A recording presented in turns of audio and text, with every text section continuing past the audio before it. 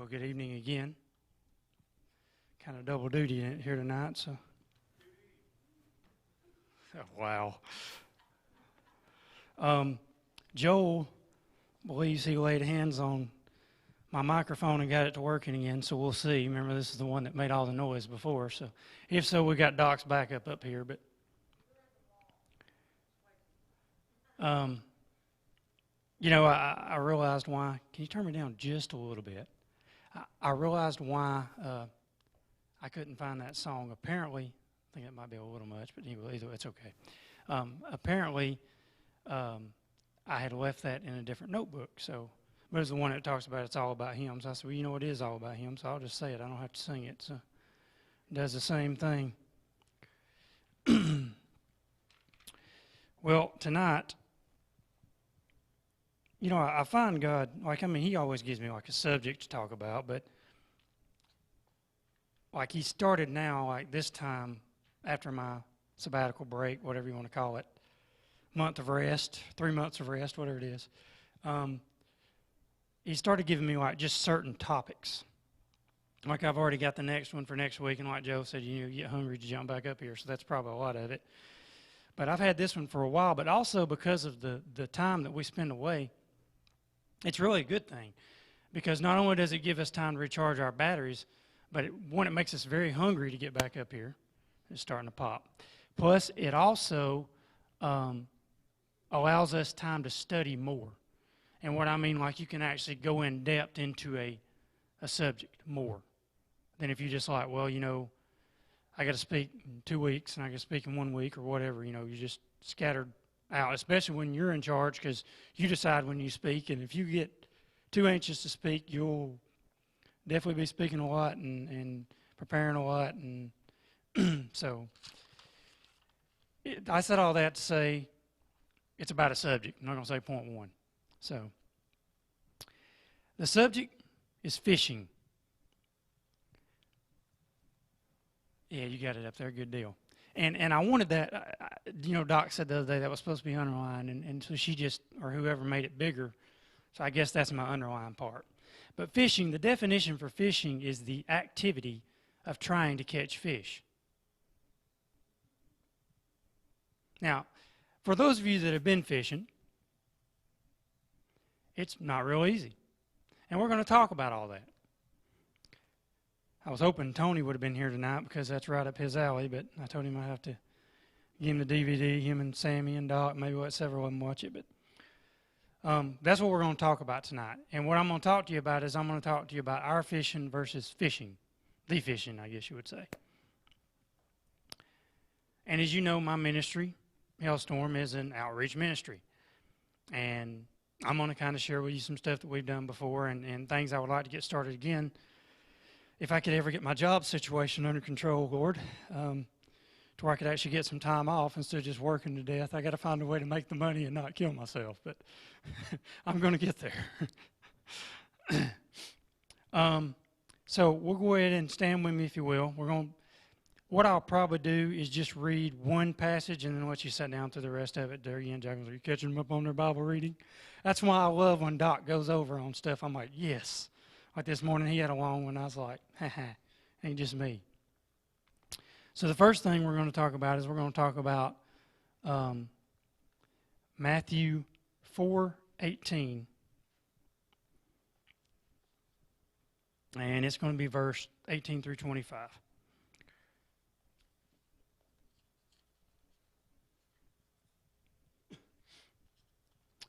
And it says here, I'll print, sorry, if I can read this small print.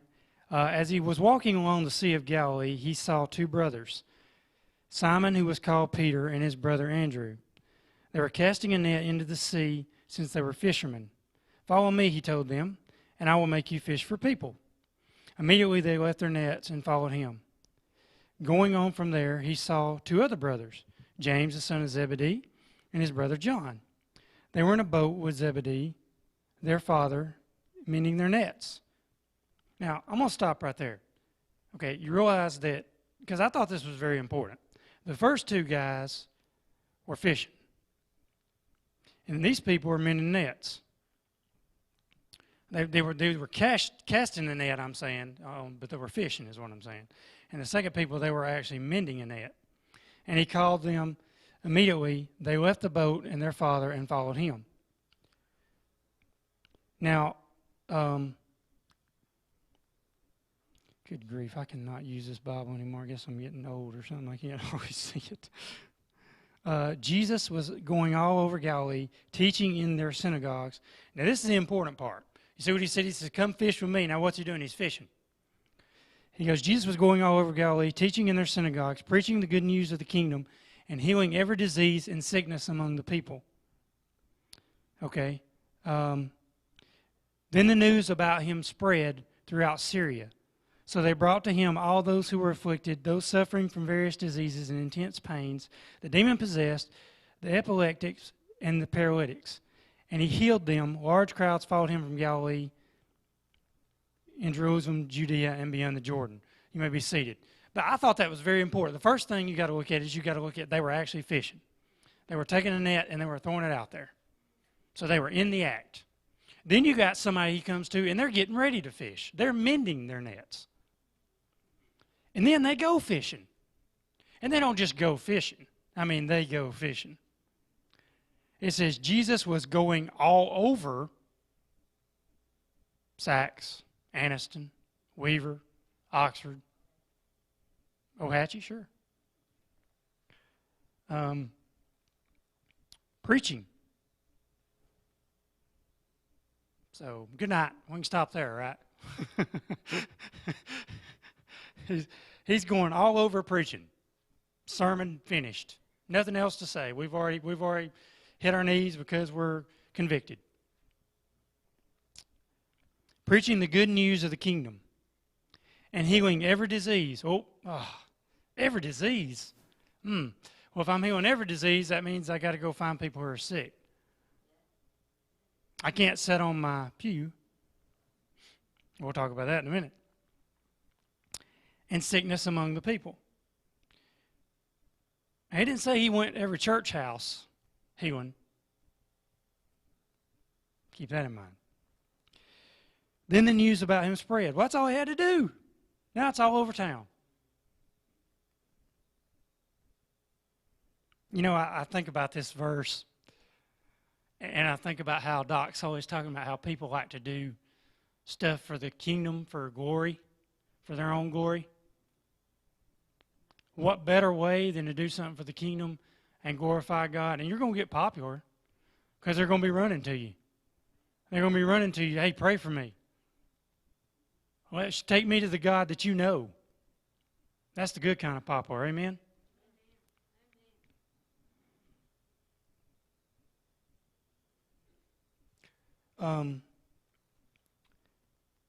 So news about him spread throughout Syria. So they brought to him.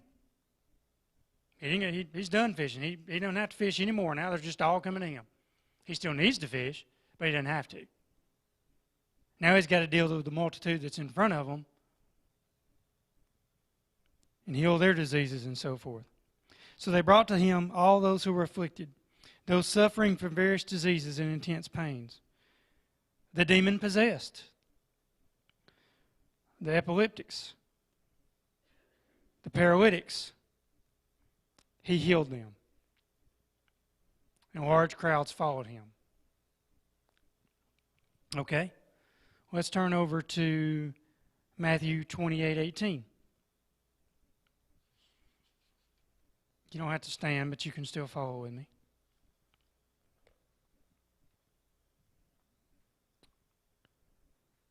Now, this is the red letter edition right here. It says, Then Jesus came near and said to them, All authority has been given to me in heaven and on earth. Go, therefore, and make disciples of all nations, baptizing them in the name of the Father, and of the Son, and of the Holy Spirit, teaching them to observe everything I have commanded you, and remember, I am with you always until the end of the age. So, he wants us to go do what he did. And, don't worry about it because he's with us. Okay? Now let's look over in Luke 9. That I just lost.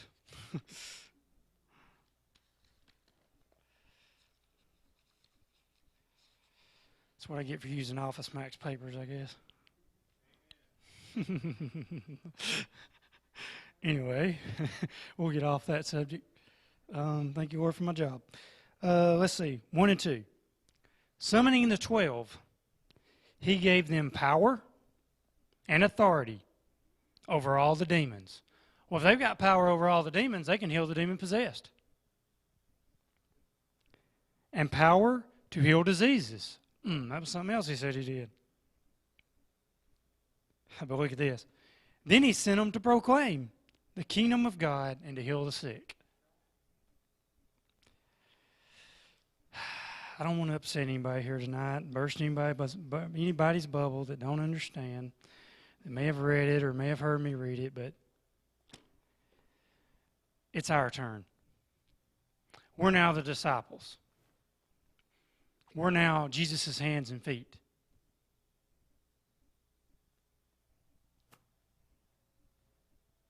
And we've got to get a hold of that. We've got to get a hold of our fears. And we've got to get a hold of our time. Because what's fishing? It's the activity of trying to catch fish. Fishing. Fishing is peaceful. Fishing is enjoyable. You're out on the water, if you got a boat. Not you got the dock or the bank or whatever. Now, for me to not like fishing, which I burned myself out on it, so that's why I don't go fishing. When I was a teenager, that's all me and my friends did was fish and play pool. And then we got into other stuff we didn't need to be doing. But this is still in the nicer days when we were fishing and playing pool. And we were younger and more innocent. But so it's peaceful, it's enjoyable. You got the wind blowing on you. Got a calm little boat rock or whatever. A lot of people go to sleep fishing. Remember the great outdoors? What about that fishing trip? That was awesome. Woke up with leeches all over me. Y'all remember that? Good old John Candy. Well, God knew what he was doing when he put that man on earth. He was hilarious. Okay, so point 1. Before we can catch them, we have to know about them. What do you mean know about them? We know people are out there. Not what I'm talking about. Stay with me. Let's look at 1A. Where do they reside? Where do they hang out? Who's they? The fish. The sinners, the people that are, you remember the little nuggets? I just got this. The people that should be swimming to Jesus. That's an interesting way to look at fish. Swimming to Jesus. You got all the little fish emblems on the car? So I'm going to start thinking of that every time I look at one of those now. Swimming to Jesus. That's awesome. But anyway, so the bars. Let's say they're hanging out in a bar. Now, I'm going to ask you a question. How many years has ever been to a bar? Just set your foot in it. You don't necessarily have to have been doing anything there, just been to a bar. So the majority of the people in here have been to a bar. Okay? And if you had been in a bar, and when you were in that bar, let me figure out how to word this just right. When you were in that bar, did you feel that you were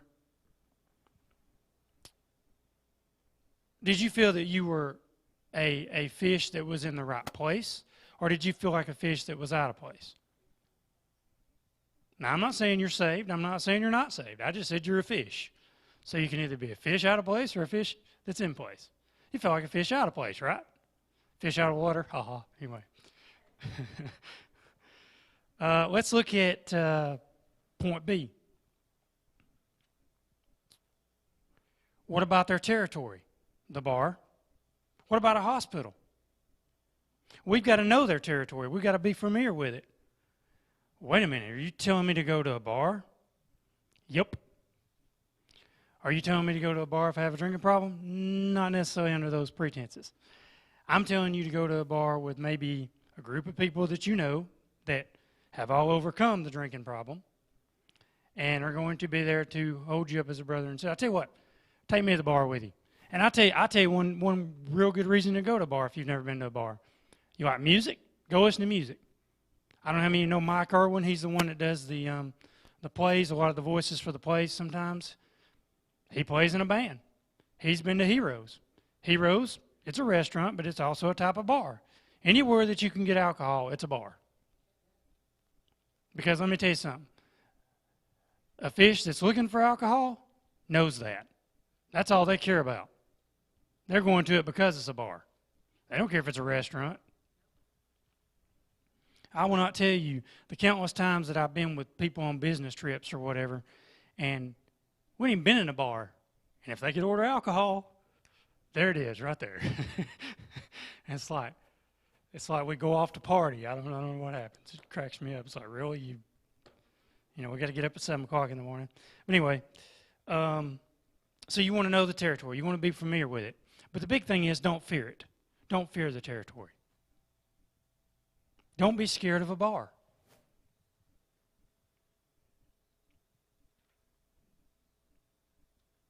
Okay. What about a hospital?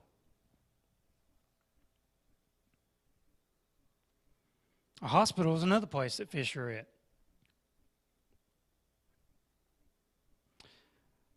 They could be on their deathbed. They can be in need in need and possibly wanting prayer.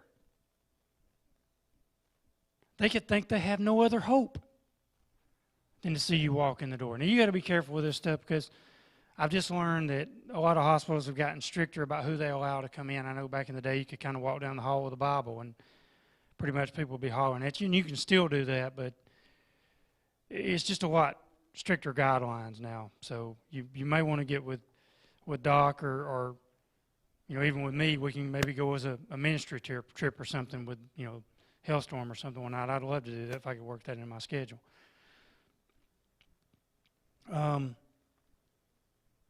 Also, you may be their only visitor. What if they're here and they don't have any family here and they've been put in the hospital here? What if their family's got to come from a long way? You may be their only visitor. But you know what? The worst thing that could happen to you probably is you could meet a Christian and get blessed and still pray. Okay? What's in a hospital? Sick fish. What's in a bar? Wounded fish. Wounded fish, they're lonely, they're depressed. They want to meet others. Whether it's for a relationship or whether it's just to hang out with a friend. A lot of girls just like to go dance with guys. Yeah, it's probably the overall thought process in their mind is to get a number or whatever. But the point is, that's what they'll tell you. Oh, I'm just here dancing. Okay, whatever. Or I'm just going to go dance. Anyway, but they're trying to fill the void inside. That's what they're trying to do.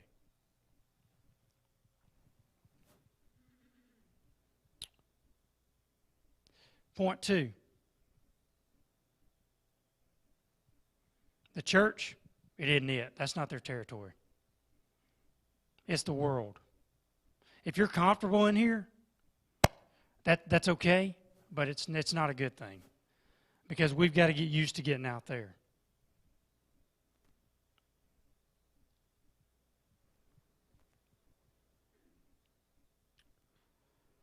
Point 3. Be careful. They may already be involved with a bigger fish than you are. What do you mean by that, a bigger fish? They may have a bigger problem. You don't know what's going on with these people. You could be praying for cancer. You could be praying for AIDS. You could be reaching out to somebody with a broken heart. You could be reaching for somebody to pray on you in terms of a bar situation. That may be their only intention for going to the bar that night was to try to find somebody to buy them a bunch of drinks and lead them on. And I mean, you got to be open to all this stuff. You can't just go in there vulnerable. You can't be afraid, but you can't go in there with your guard down either. And same thing as a hospital. I mean, you know, you may go to 3 rooms and everything's great. And you may be going to the next room and this guy says, hey, can you come in here and pray with me? And all of a sudden he has dozes off for a second or wakes back up with a split personality, starts screaming, nurse, nurse, telling you to get out of his room, you throwing stuff at you. You never know. The point is you've always got to be prepared.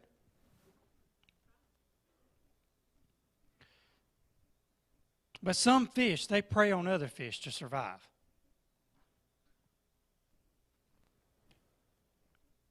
There's parasites.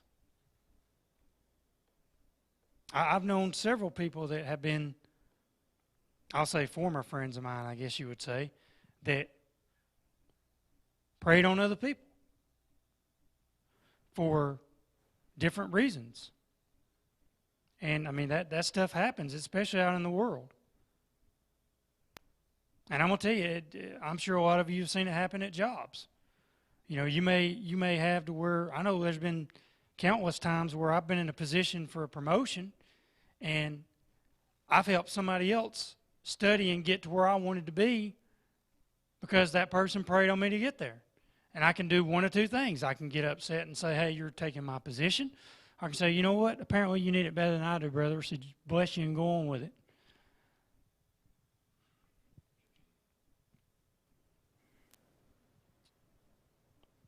But I mean, it's dog eat dog out there. You don't know what they've involved themselves in either. You don't know if that person at that bar has got somebody walking through the door that may be coming to, drop them off drugs or what. I mean, you don't know what's going on. I'm just saying just be alert. Just be careful. Be alert.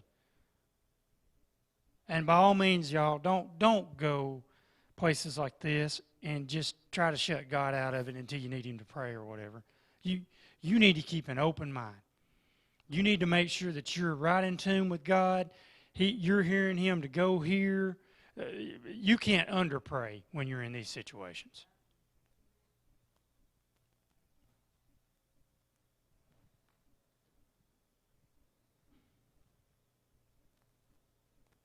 I take it back. You can under-pray, you can't over-pray. That's what I'm trying to say. Yeah, I know. But you just need to be sensitive. I'm going to go back to fishing again. Cut your motor off on your boat. Just sit there and take it easy on the water. Just wait. Just be patient. Don't rush. Listen. Be prepared. Have a big net available. Don't necessarily use it, but just have one available. And what I mean by a big net available is take somebody with you.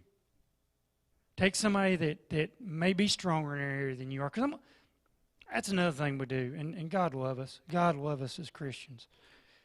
We get saved and we think we got it all figured out. And we run, oh yeah, I know how to pray. And I know how to do this and I know how to do that. And you know what?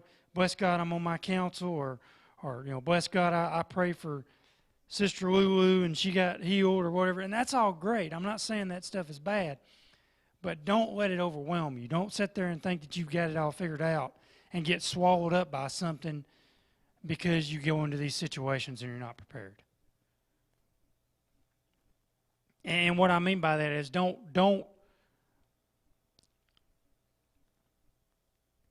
I mean, Satan is, he don't like this. I'm going to tell you right now, when you start doing this, just go ahead and get ready.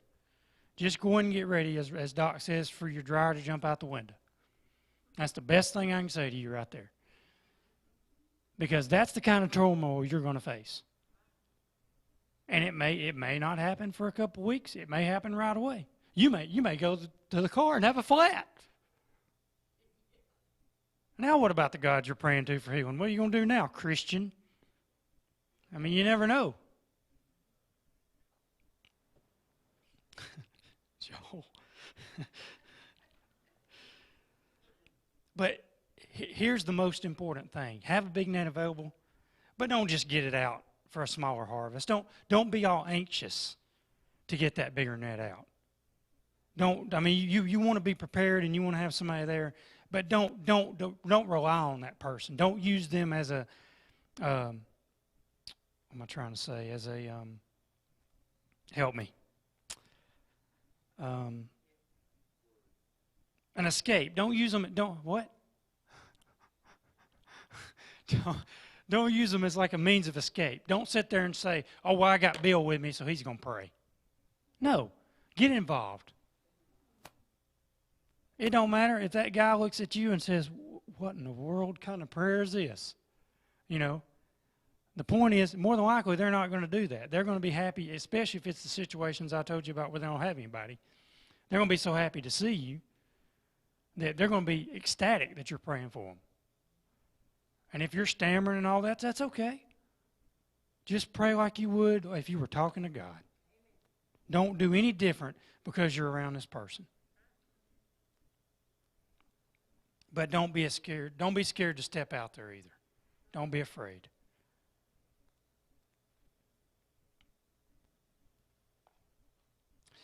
Because you know what? If you get that net out for a smaller harvest, then you might scare the very fish you're trying to catch. Because now you've overwhelmed this person. Especially if you say, "Hey, let's take the church van and go to the bar." These people are going to be like, "What in the world is going on here?" I mean, they're going to appreciate it, but they're going to be like, "Church on the Rock has